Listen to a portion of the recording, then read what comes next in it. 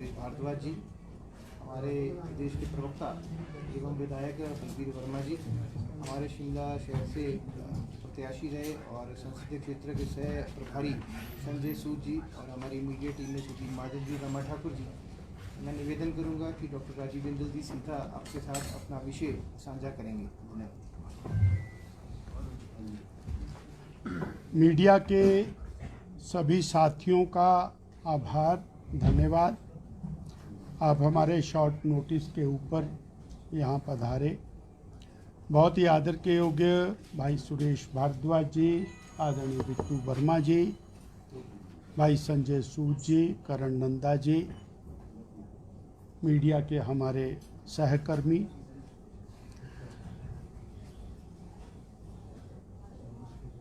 जुलाई प्रारंभ हुई और बहुत ही भयावह घटना हिमाचल प्रदेश में घटी। मंडी जिला में भयानक त्रासदी हुई। एकाएक मध्य रात्रि में भारी बरसात या बादल का फटना जिसको कह सकते हैं, उसके कारण बड़ी मात्रा में जान माल की हानि हुई। यह जो त्रासदी है मंडी जिला के अंदर, इसका सर्वाधिक प्रभाव रहा मंडी जिला के करसोग विधानसभा क्षेत्र, नाचन विधानसभा क्षेत्र और धर्मपुर विधानसभा क्षेत्र में कुछ क्षेत्रों में लोकलाइज्ड इम्पैक्ट हुआ और सराज विधानसभा क्षेत्र में पूरे सराज विधानसभा क्षेत्र इससे प्रभावित हुआ। बहुत बड़ी मात्रा में जान माल की हानि हुई है। अकेले मंडी जिला में 48 लोग लापता हुए, जिसमें से अभी 28 लोग लापता हैं। 20 की डेड बॉडीज रिकवर हुई हैं और उसमें भी करसोग में 3 लोग उस बाढ़ में बहे, जिसमें से 2 मिसिंग हैं। नाचन में 13 लोग, जिसमें 4 लोग सराज में गए हुए थे रिश्तेदारी में। तो ऐसे 13 लोग लापता हुए, 4 बॉडीज मिली हैं, 9 अभी लापता हैं। और सराज के 32 लोग लापता हुए, जिसमें से 9 बॉडीज अभी तक रिकवर हुई।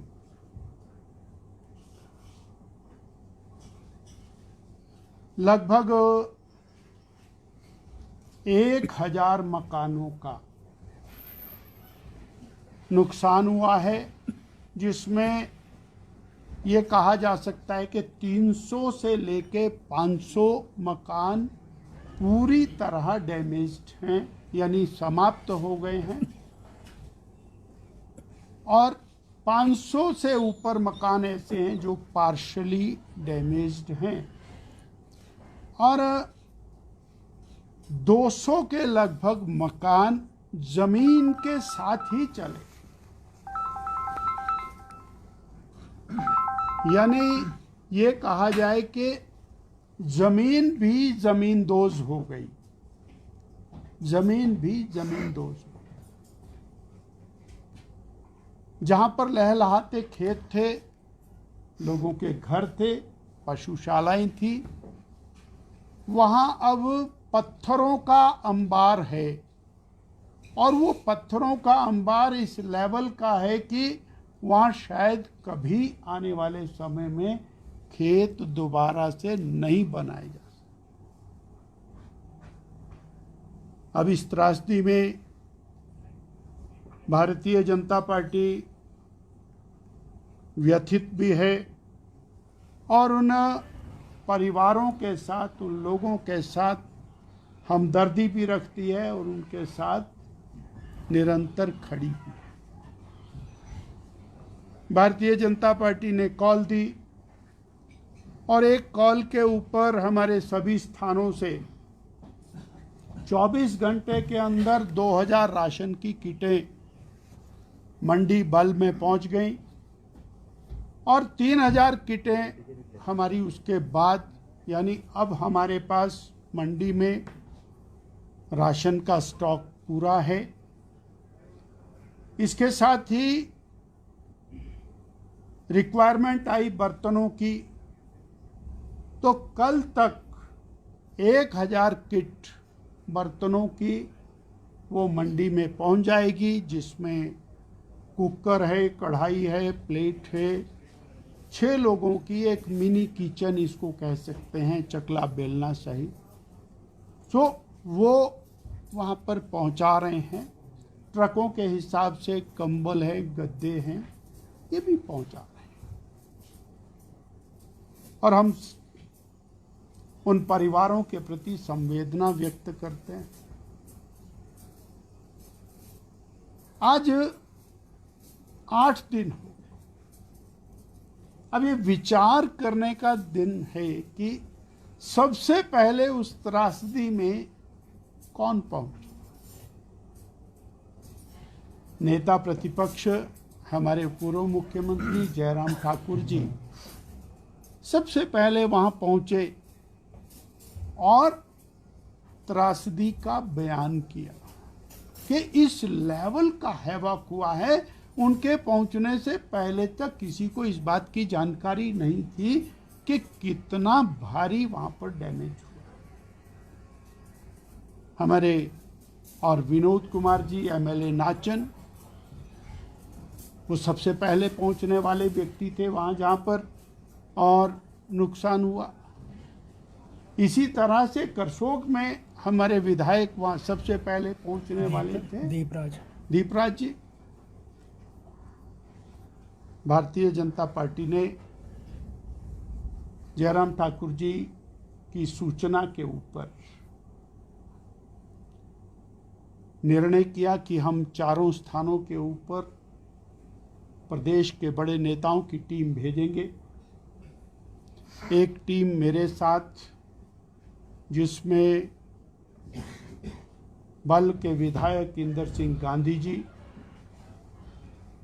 गोविंद ठाकुर जी पूर्व मंत्री, हमारी पार्टी के 3 सचिव और मंडी जिला के अध्यक्ष, ऐसे एक टीम मेरे साथ आदरणीय जयराम ठाकुर जी के विधानसभा क्षेत्र में गई और हमने अनेक स्थानों पर वहां पर प्रवास किया।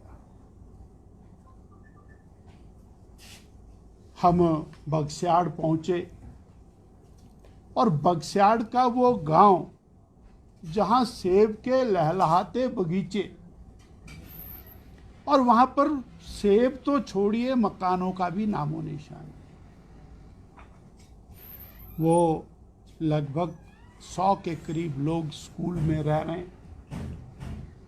वहाँ से हम लोग थुनाग पहुँचे और थुनाग की जो त्रासदी है वो देख करके रूह कांप गई।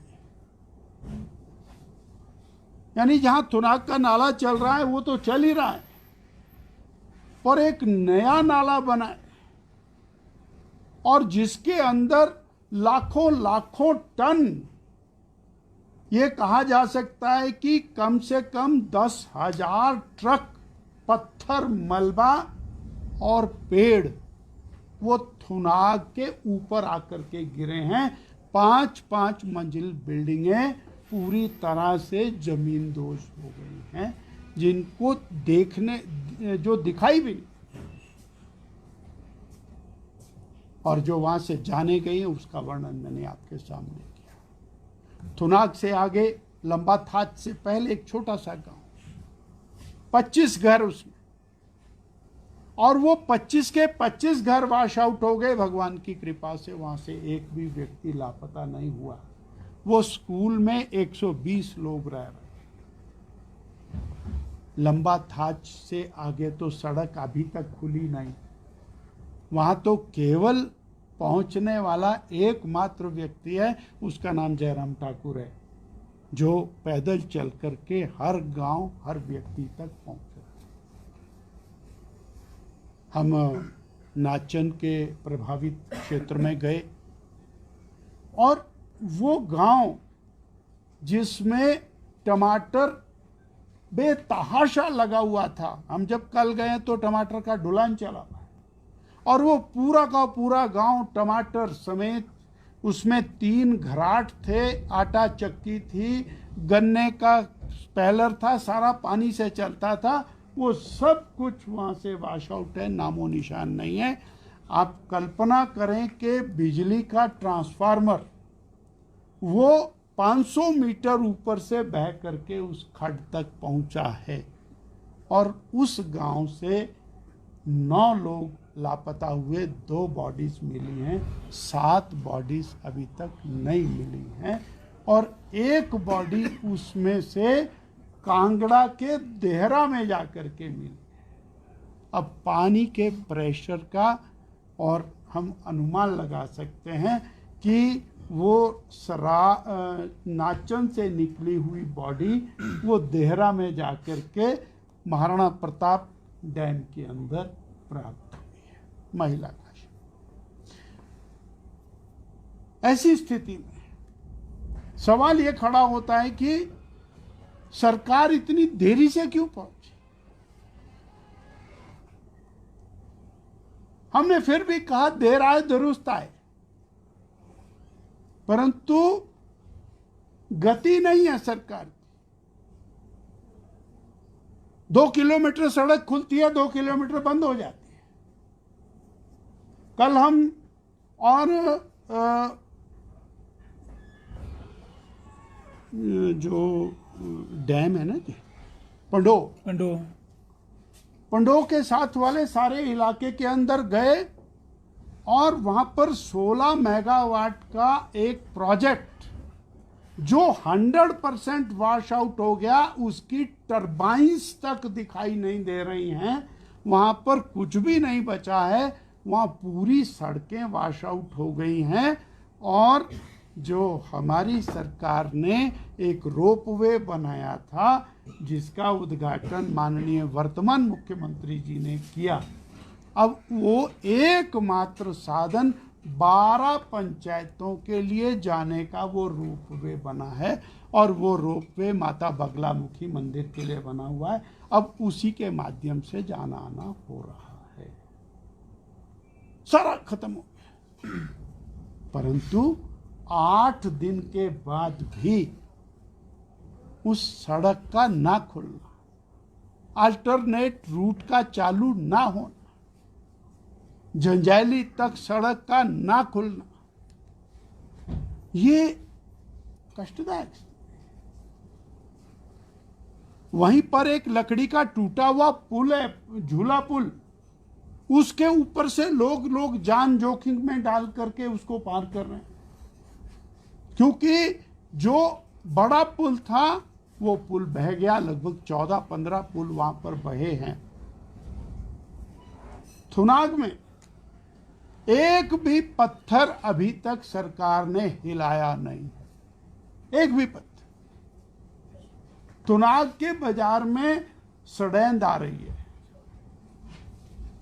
हम नहीं कह सकते कि वो पशु हैं उसके नीचे या मनुष्य है, परंतु जब तक 5-7 पोकलेन एक साथ जाकर के वहां काम नहीं करेंगी, तो 30-30 फुट पत्थर और मलबा वहां पर जमा हुआ है, जिसके नीचे ये और बीमारी का कारण हो सकता है। जो सरकार को जितनी शिद्दत के साथ वहां पहुंचना चाहिए, कार्य करना, ये प्राइमरी रिस्पॉन्सिबिलिटी है। वो गांव जो प्रभावित हुए हैं, वहां पीने का पानी नहीं, अब आप कल्पना करें कि 8 दिन से वो कौन सा पानी पी, निश्चित रूप से वो किसी नदी का, नाले का पानी पी। जहां स्कीम चालू है ठीक है, पर गवर्नमेंट ने अपनी रिपोर्ट दी है कि हमारी कितनी स्कीमें टूटी हैं। जहां पर पीने का पानी नहीं है और कैंपों में लोग रह रहे हैं, वहां पर भी वाटर सप्लाई की व्यवस्था अभी तक नहीं। यानी हमारी रोड कनेक्टिविटी वो नहीं हुई है, वो डिलेड है। वाटर सप्लाई टाइम लगेगा, हम बोलते हैं इस बात को, हम मानते हैं, सड़क में भी समय लगेगा, पर टेम्परेरी सड़क की व्यवस्था हो जानी चाहिए। और महत्वपूर्ण बात, राशन पहुंच गया, समाज के लोग खड़े हो गए, बर्तन पहुंच गए, कंबल पहुंच रहे हैं, बाकी पहुंच रहे हैं, सरकार भी दे रही है, परंतु रिहैबिलिटेशन के बारे में अभी तक कोई तैयारी नहीं। रिहैबिलिटेशन के बारे में हम ये कहना चाहते हैं कि जिसकी जमीन ही चली गई, मकान भी चला गया, उसके लिए सरकार ने 2023 में भी कहा था, 2024 में भी जब आपदा आई तो कहा था, परंतु जमीन नहीं मिली है मकान बनाने के लिए।